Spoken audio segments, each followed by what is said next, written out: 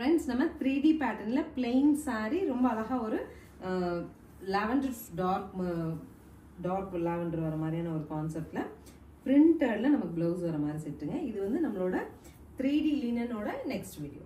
Next saree பாருங்க orange to maroon.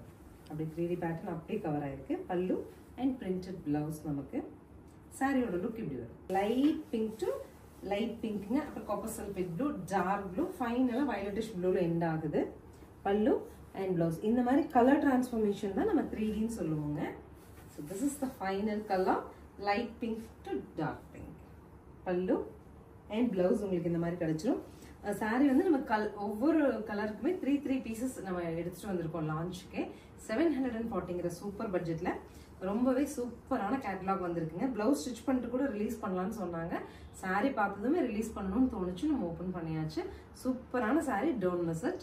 Thank you.